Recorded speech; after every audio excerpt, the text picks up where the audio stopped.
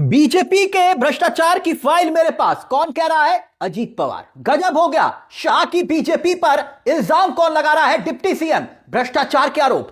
BMC के चुनाव के नतीजे तो निपट गए, लेकिन असली खेल तो अब शुरू हुआ है। अजीत पवार ने एक नया सियासी धमाका करके भारतीय जनता पार्टी को दिल्ली तक हिला दिया। इल्जाम कोई छोटा मोटा नहीं, सिंचाई प्रोजेक्ट में भारतीय जनता पार्टी के महाघोटाले का है, जिसका जिक्र अजीत पवार कर रहे हैं। अजीत पवार, और जो इल्जाम इन्होंने लगाया है उस पर हम आएंगे। उसे सुनकर आप भी दंग रह जाएंगे। यानी बीएमसी चुनाव के नतीजे और दूसरी तरफ अजीत पवार का सीधा डायरेक्ट मोदी और अमित शाह को निशाने पर लेना और चौराहे पर इल्जाम लगाना, भ्रष्टाचार जैसे संगीन इल्जाम के। अब सवाल यह कि अजीत पवार ने भारतीय जनता पार्टी पर इस महाभ्रष्टाचार और घोटाले का इल्जाम अभी ही क्यों लगाया?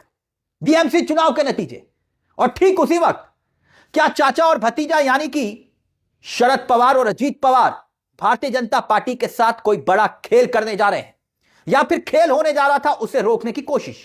क्या बीजेपी के खिलाफ अजीत पवार ने एक ऐसा बिगुल बजा दिया है जिसकी धुन इस वक्त भी दिल्ली वालों को हिला रही है, दिल्ली के तख्त तो ताज को हिला रही है?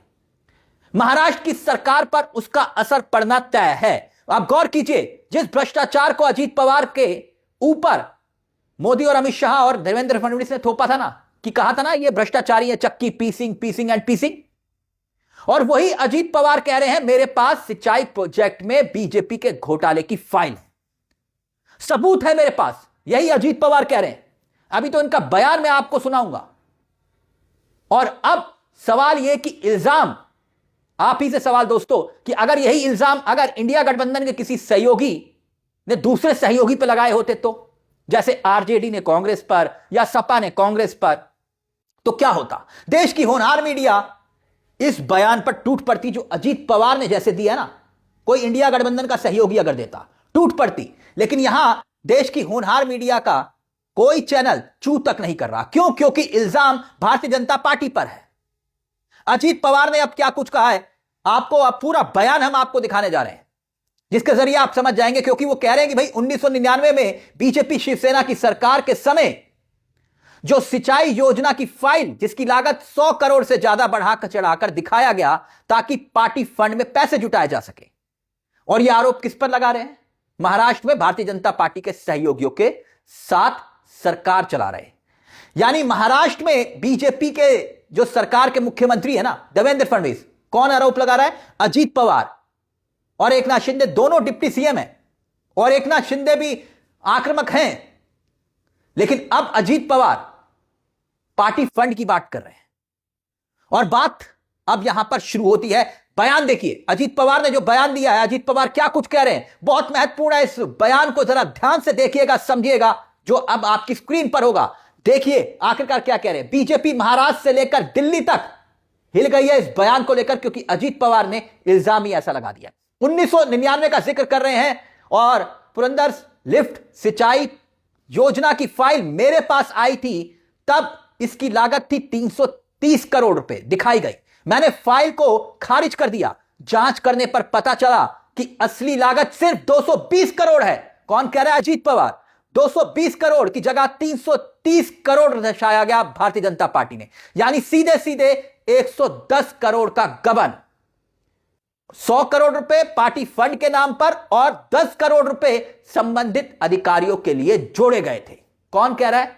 अजीत पवार कह रहे हैं सरकार भी अगर गड़बड़ी करती, अधिकारियों के बीच कट मनी पहुंचती। कट मनी का जिक्र कर रहे हैं, और उनका यह बयान अपने आप में बहुत बड़ा सवाल खड़ा करता है। कट मनी, मोदी जी कहते थे ना कि विपक्ष की सरकारें कट मनी लेती है, उसी कट मनी का जिक्र यहां पर अजीत पवार कर रहे हैं, और भारतीय जनता पार्टी का जिक्र करते हुए कर रहे हैं। डिप्टी सीएम कर रहे हैं और कह रहे हैं मेरे पास फाइल है। फाइल रकम मंजूर हो जाती तो राज्य पर बड़ा आर्थिक नुकसान होता। वो फाइलें आज तक मेरे पास हैं, और यह बयान में साफ तौर पर दर्शाया जा रहा है। मतलब कि अजीत पवार, इसे यूं समझिए कि त्रुप का इक्का भारतीय जनता पार्टी के खिलाफ अजीत पवार ने क्या ढूंढ लिया है। गर्दन अजीत पवार ने अब बीजेपी की पकड़ ली है, क्योंकि अजीत पवार को बार बार तोहमत इसी बीजेपी ने मढ़ी। चक्की पीसिंग एंड पीसिंग, करोड़ों रुपए का घोटाला, और आज देखिए अजीत पवार डिप्टी सीएम है उसी सरकार में जिसका जिक्र वो बार बार करते हैं, कहते हैं कि मुझे भ्रष्टाचारी कहने वाले आज मुझे डिप्टी सीएम बना रहे हैं।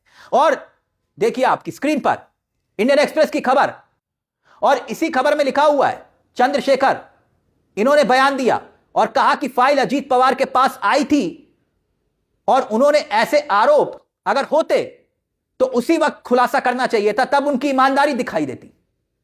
लेकिन अब वो खुलासा क्यों कर रहे हैं? गजब बात है, बीजेपी की भी गजब बात है।